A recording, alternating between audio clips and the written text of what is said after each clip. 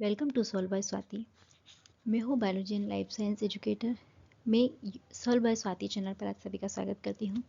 इस वीडियो में हम विटामिन डी के बारे में डिस्कस करेंगे कि क्यों विटामिन डी हमारी बॉडी के लिए बहुत इंपॉर्टेंट है, विटामिन डी का सिंथेसिस कैसे होता है और कौन कौन सी ऑर्गन्स साइट होती है जहाँ पर विटामिन डी का सिंथेसिस होता है। तो ये वीडियो बहुत सारी बायोलॉजी के एग्जाम्स के लिए इंपॉर्टेंट है, जैसे कि यहाँ मैंशन किया हुआ है। तो बेसिक कंसेप्ट को हम समझेंगे और किस ऑर्गन में किस तरह की केमिकल रिएक्शन चलती है वो भी हम समझेंगे, और कैसे विटामिन डी फंक्शन करता है उसका रेगुलेशन कंप्लीट हर चीज़ हम यहाँ डिस्कस करेंगे।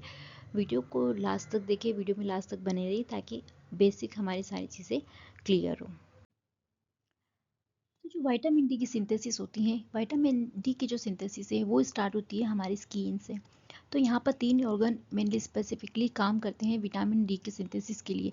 तो विटामिन डी का जो स्पेसिफिक फंक्शंस है वो हम आगे डिस्कस करेंगे, बट पहले हम इसका सिंथेसिस देख लेते हैं कि इसका सिंथेसिस कहाँ से स्टार्ट होता है और कहाँ पे ख़त्म होता है। तो स्किन यहाँ पर इन्वॉल्व है, उसके बाद लीवर है, कुछ केमिकल रिएक्शन यहाँ पर लीवर में होगी, एंड फाइनल जो रिएक्शन है वो यहाँ पर किडनी में कंप्लीट होगी। तो स्पेसिफिक ऑर्गन जो है वो यहाँ पर स्पेसिफिक टाइप के केमिकल रिएक्शन को प्रोसीड करेंगे, और जो है फाइनली हमारा एक्टिव विटामिन डी यहाँ पर सिंथेसिस होता है।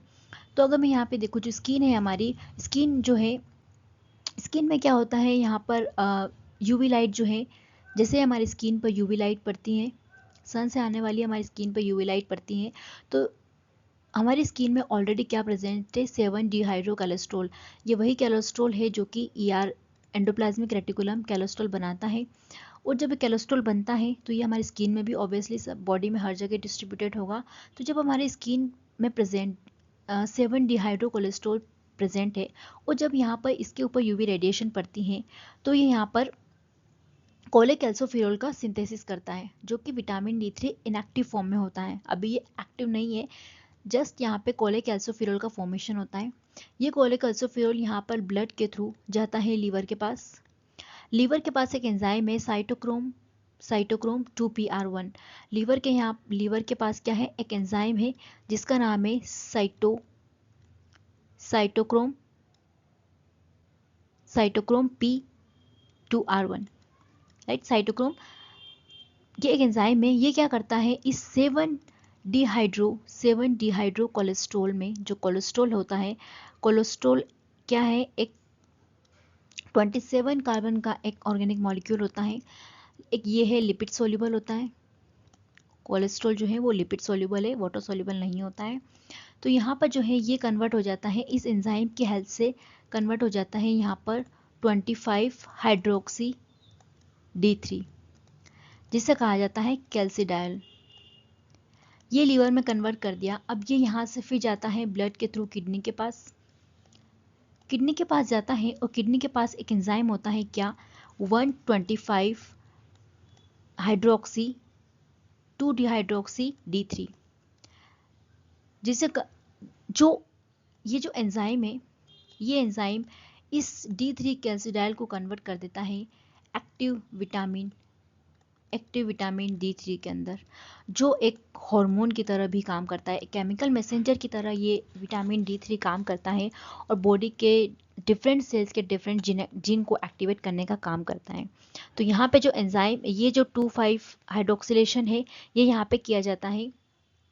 जैसे किडनी में क्या हुआ कि इस 7 डिहाइड्रो कोलेस्ट्रॉल के 25th कार्बन पर यहाँ पे हाइड्रोक्सिलेशन किया गया, लेकिन अभी ये फिर भी क्या है, इनएक्टिव है। अभी भी ये विटामिन एक्चुअल फंक्शन नहीं कर पाएगा। जब ये किडनी के पास जाता है तो किडनी फर्स्ट कार्बन पे भी यहाँ पे हाइड्रोक्सिलेशन कर देती है with the help of enzyme cytochrome P27B1। ये एक एंजाइम है जो किडनी के पास है, और ये यहाँ पर इसको कन्वर्ट कर देता है विटामिन D3 के अंदर, जो कि किडनी के पीसीटी के पास जो सेल्स होती है वहाँ पर एंजाइम प्रेजेंट होता है। स्पेसिफिकली किडनी में ही ये जीन एक्सप्रेस होता है, और यहाँ पर ये विटामिन D3 का सिंथेसिस हो जाता है। अब ये चूंकि एक लिपिड सोल्यूबल विटामिन जो होता है, ये एक विटामिन हम पढ़े हैं कि जो विटामिन का आपने बायोकेमिस्ट्री का अगर सॉल्व बाय स्वाति पर वीडियो देखा होगा तो हमने लिपिड सोल्यूबल विटामिन को डिस्कस किया था। तो 4 विटामिन जो है वो लिपिड सोल्यूबल विटामिन की कैटेगरी में आते हैं, A, D, E, K। तो यहाँ पे ऑब्वियसली जो विटामिन D3 है वो लिपिड सोल्यूबल विटामिन है। ये इजीली सेल के जो मेम्ब्रेन है वहाँ से डिफ्यूज हो जाता है, जो सेल की प्लाज्मा मेम्ब्रेन होती है, ये यहाँ से इजीली सिंथेसिस के बाद क्या कर जाता है, डिफ्यूज कर जाता है, और डिफ्यूज करने के बाद या सेल के अंदर क्या हो जाता है, एंटर हो जाता है। अब विटामिन जो D3 है वो लिपिड सोल्यूबल है, और हमें पता है कि कोई भी केमिकल मैसेंजर हार्मोन हो, अगर वो लिपिड सोल्यूबल है तो उसके रिसेप्टर या तो साइटोप्लाज्म में होंगे या न्यूक्लियस में होंगे। तो जो विटामिन D3 है, इसके जो रिसेप्टर्स होते हैं वो न्यूक्लियस में प्रेजेंट होते हैं, राइट। इसके जो न्यूक्लियस में इसके रिसेप्टर्स होते हैं, न्यूक्लियस रिसेप्टर पे जाके बाइंड करता है और कई सारे जीन को क्या करता है, एक्टिवेट करता है। तो अगर हम देखें तो vitamin D3 as a transcription factors भी काम करता है। तो कहीं इंपॉर्टेंट फंक्शन है, इसीलिए यहाँ पे इसको पढ़ना ज़रूरी हो जाता है। किडनी का फंक्शन क्यों ज़रूरी है, क्योंकि किडनी ब्लड में चाहे कितना ही स्किन ने बना दिया हो कोलेकेल्सोफेरोल या लीवर ने बना दिया हो कैल्सिडायोल, लेकिन फिर भी ये एक्टिवली विटामिन D3 की तरह काम नहीं कर पाता।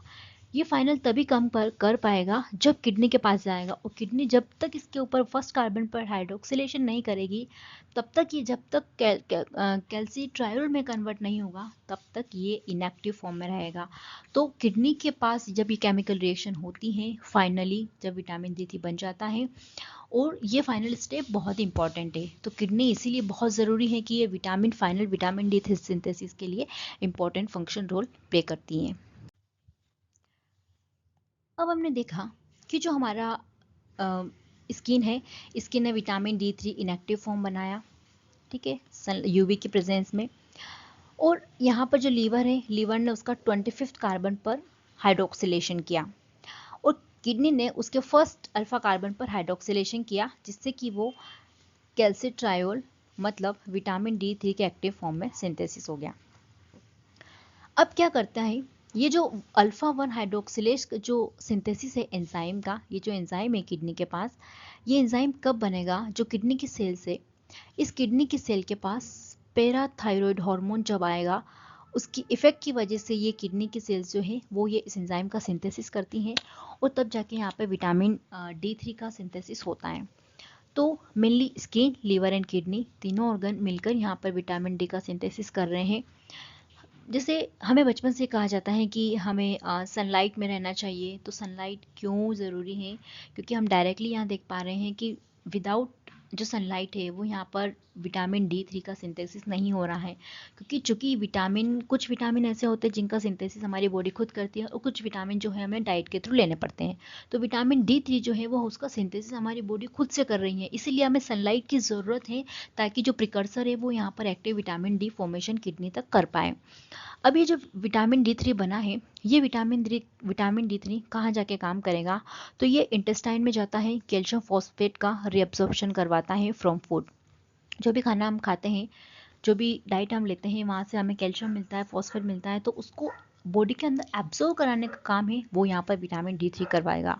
उसके बाद जो बोन है, बोन में मिनरलाइजेशन का काम करवाता है, मतलब हमारे बोन में कैल्शियम एंड मैग्नीशियम का कैल्शियम एंड मैग्नीशियम का डिपोजिशन कराता है, जिससे कि क्या होती है, बोन डेंसिटी बनी रहती है, बोन को मेंटेनेंस करने का काम यहाँ पे किया जाता है।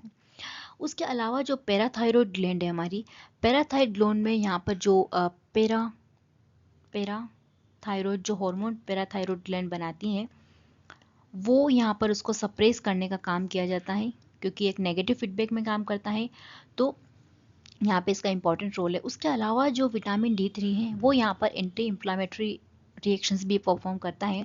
हमारे जो इन्फ्लामेटरी रिएक्शंस होती हैं, सेल्स जो हैं वो कहीं सारे साइटोकाइंस रिलीज करती हैं। आपने इम्यून सिस्टम के लेक्चर अगर देखे हों तो आपको पता चलेगा कि इम्यून सेल्स जो है कई सारे साइटोकाइंस रिलीज करती है, जो कि हमारे इन्फ्लामेशन का काम करते हैं। तो जो इन्फ्लामेशन है, एक्सेस इन्फ्लामेशन को रोकने का काम ये विटामिन D3 करता है, कई सारे जीन को सप्रेस करता है, जो कि इन्फ्लामेटरी मीडिएटर का सिक्रेशन करवाते हैं।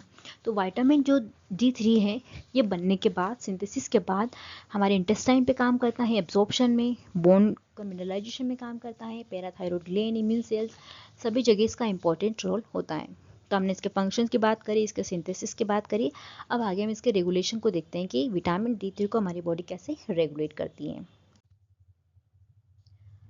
अब यहाँ पे जो हमारे जो विटामिन हमारा एक्टिव बना है, विटामिन D3, राइट, जो हमारा एक्टिव फॉर्म है, ये बाइंड करता है विटामिन D रिसेप्टर। ये बाइंड करेगा विटामिन डी रिसेप्टर के, जो कि कहाँ प्रेजेंट होगा, न्यूक्लियस में। विटामिन डी के जो रिसेप्टर्स होते हैं वो यहाँ पर न्यूक्लियस में प्रेजेंट होते हैं। तो चूंकि ये क्या है, लिपिड सॉल्युबल है, तो सीधा न्यूक्लियस, सेल के न्यूक्लियस में जाता है और यहाँ डीएनए के ऊपर कहीं इसके रिसेप्टर्स प्रेजेंट होते हैं, वहाँ जाके बाइंड करता है और जीन के एक्सप्रेशन को ऑन ऑफ करता है। अब जो विटामिन डी3 है वो, अगर हम इंटेस्टाइन की हमने बात करी, तो इंटेस्टाइन में कैल्शियम और फॉस्फेट का रिएब्जॉर्प्शन कैसे करवाता है, तो ये क्या करता है कि जो इंटेस्टाइन की सेल है, इंटेस्टाइन की सेल पर यहाँ पर जो TRPV6 जो चैनल होते हैं जिनके द्वारा सेल कैल्शियम डिफरेंट आयंस को अंदर लेती हैं, उसको प्लस कैलबाइंडिन जो प्रोटीन होता है, जो कैल्शियम बाइंडिंग प्रोटीन होता है, उसके जीन के एक्सप्रेशन को रेगुलेट करती हैं, जिससे कि सेल क्या हो, इंटेस्टाइन की सेल्स जो है वो हमारी फूड के अंदर से ज़्यादा बॉडी के अंदर कैल्शियम और फॉस्फेट को एब्जॉर्ब करा पाएँ। उसके अलावा जो विटामिन डी3 है वो बोन के अंदर अगर हम बात करें तो यहाँ पर मिनरलाइजेशन को सपोर्ट करती हैं। जो हमारी ऑस्टियोक्लास्ट सेल्स होती हैं उन्हें क्या करती है, जो ओस्टियोब्लास्ट, दो टाइप की हमारे बोन के पास सेल होती है, ओस्टियोब्लास्ट एंड ओस्टियोक्लास्ट।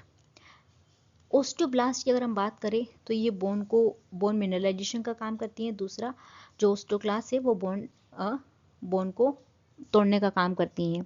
जब ब्लड में या हमारी बॉडी में कैल्शियम वगैरह की कमी होती है तो बोन को डीमिनरलाइजेशन किया जाता है ओस्टियोक्लास्ट द्वारा। तो यहाँ पे जब हमारी बॉडी में कैल्शियम की ज़्यादा रिक्वायरमेंट होती है, जब भी हमें कैल्शियम ज़्यादा चाहिए, क्योंकि कैल्शियम का हमें बहुत इंपॉर्टेंट रोल पता है मसल रिलैक्सेशन में, कई सारे सेकेंडरी मैसेंजर के फॉर्म में कैल्शियम काम करता है, तो ये मिनरलाइजेशन को सपोर्ट करता है।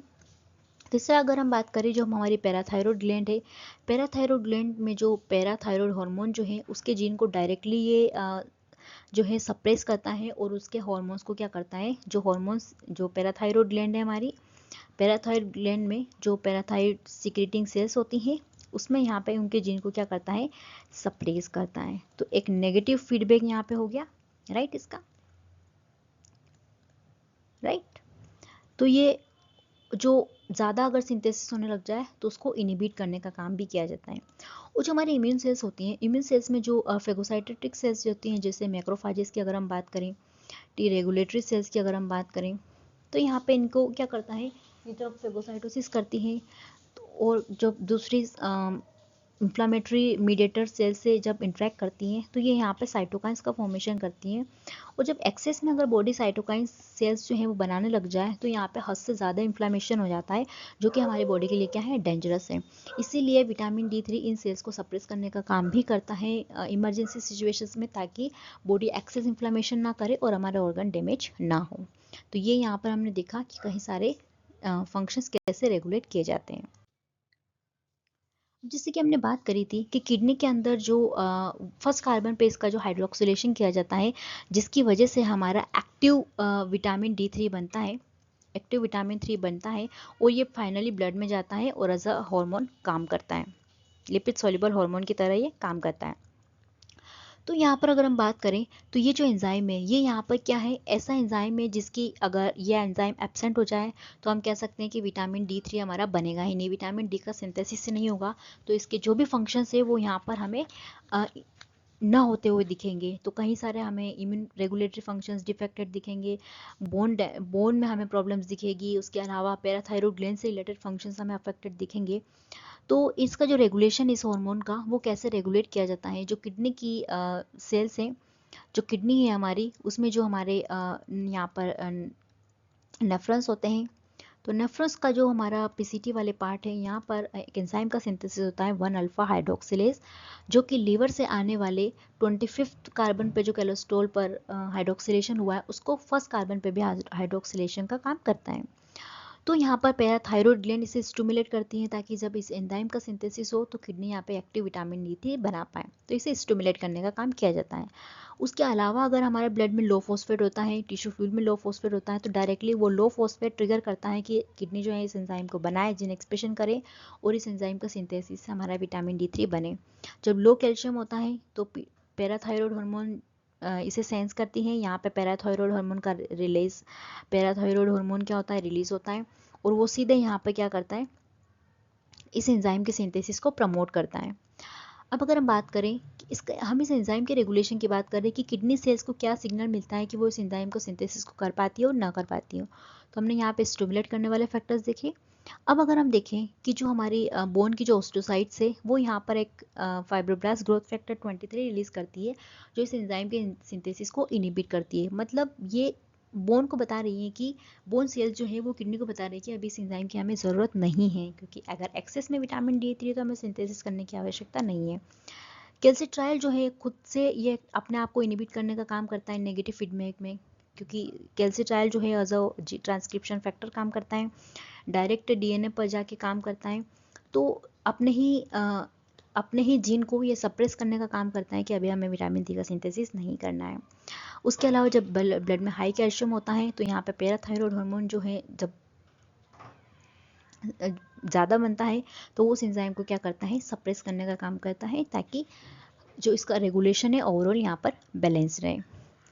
तो वीडियो अगर आपको पसंद आया हो तो लाइक शेयर सब्सक्राइब हमें ज़रूर कर लेना है, ताकि हमें ऐसे इंफॉर्मेटिव वीडियोस मिलते रहें। और चैनल को सॉल्व बाय स्वाति को सब्सक्राइब ज़रूर करना है। Thank you for watching.